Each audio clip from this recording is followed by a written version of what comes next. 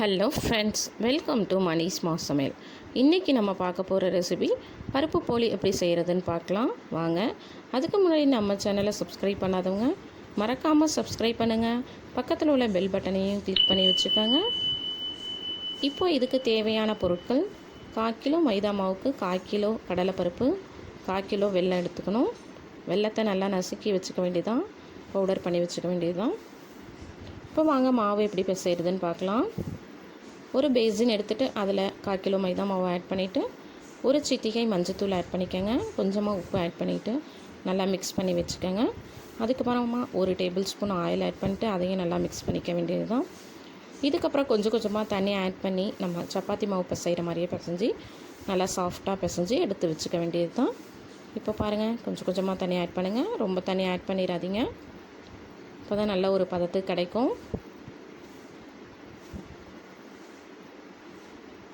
இதுக்கப்புறமா ஒரு table spoon oil add பண்ணி நல்லா பிசைஞ்சிக்க வேண்டியதான். அப்போ தான் பிசைகிறதுக்கு நமக்கு ஈஸியாக இருக்கும். நான் இதில் கீயோ வெண்ணெயோ எதுவுமே ஆட் பண்ணல, இன்றைக்கி எண்ணெய் மட்டும்தான் ஆட் பண்ணுறேன்.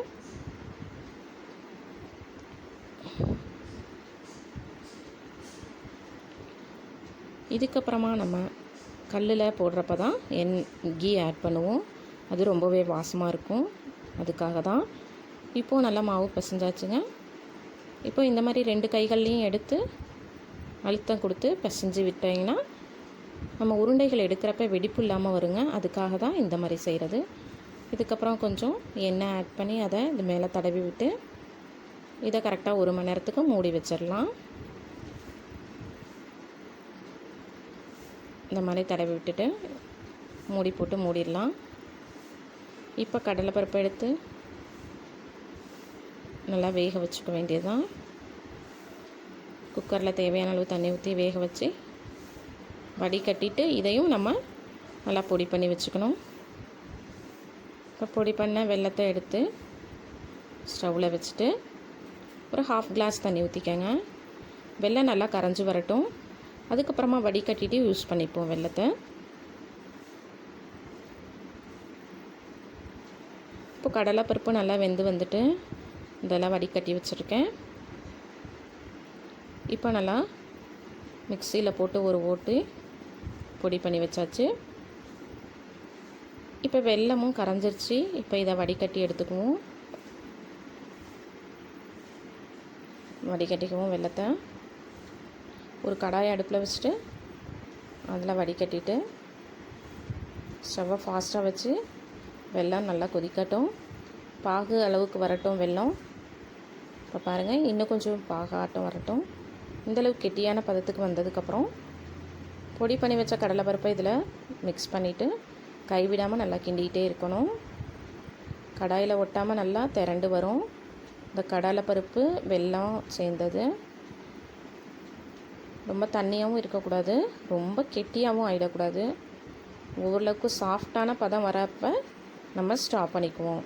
இப்போ பாருங்கள், நல்லா திரண்டு வந்துட்டு இப்போ இதை எடுத்து நம்ம உருண்டைகளாக பிடிச்சி வச்சுக்கலாம். சின்ன சின்ன உருண்டைகளாக ஆறுனதுக்கப்புறம் பிடிச்சி வச்சுக்கோங்க ஒரு தட்டில்.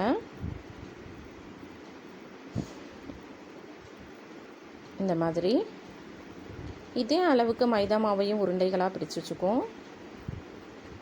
இந்த அளவுக்கு ஈக்குவலாக இருக்கணும் மைதா மாவும் கடலை பருப்பு உருண்டையும்.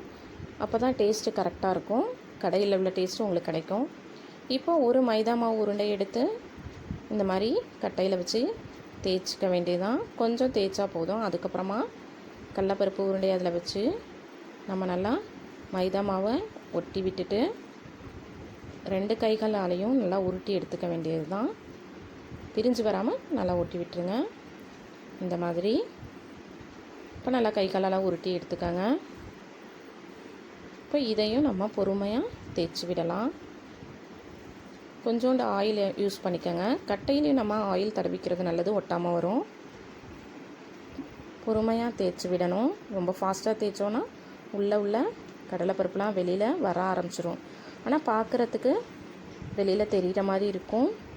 ஆனால் நம்ம தோசைக்கல்லில் போட்டு எடுத்ததுக்கப்புறம் பார்த்தா நல்லாவே இருக்கும், ரொம்ப அருமையாக இருக்கும்.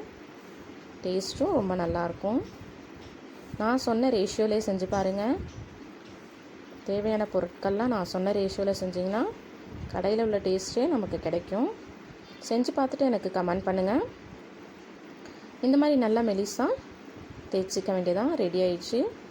இந்த மாதிரி மற்ற உருண்டைகளையும் தேய்ச்சி எடுத்து வச்சுக்குவோம்.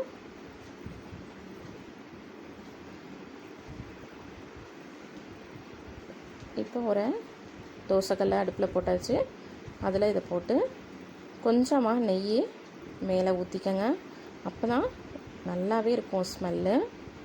உங்களுக்கு நெய் வேணான்னா ஆயிலே நம்ம யூஸ் பண்ணிக்கலாம். இந்த மாதிரி நல்லா வெந்ததுக்கப்புறம் திருப்பி போட்டிங்கன்னா அது மேலேயும் கொஞ்சம் லைட்டாக கீ ஆட் பண்ணிக்க வேண்டியதான். நான் கீ ஏற்கனவே மெல்ட் பண்ணி வச்சுருந்தேன். உங்களுக்கு கீ பிடிக்கலன்னா ஆயிலே ஆட் பண்ணிக்கலாங்க. இப்போ பாருங்கள், இந்த மாதிரி மற்ற உருண்டைகளையும் உருட்டி எடுத்ததையும் கல்லில் போட்டு எடுத்து சர்வ் பண்ணலாங்க. ரொம்பவே அருமையான பருப்பு போலி நமக்கு கிடச்சிச்சு. இங்கே பாருங்கள், பார்க்கவே ரொம்ப நல்லாயிருக்கு. கடையில் உள்ள பதத்துக்கு எவ்வளோ சாஃப்டாக வருது பாருங்கள். நீங்களும் செஞ்சு பார்த்துட்டு லைக் பண்ணுங்கள், ஷேர் பண்ணுங்கள்.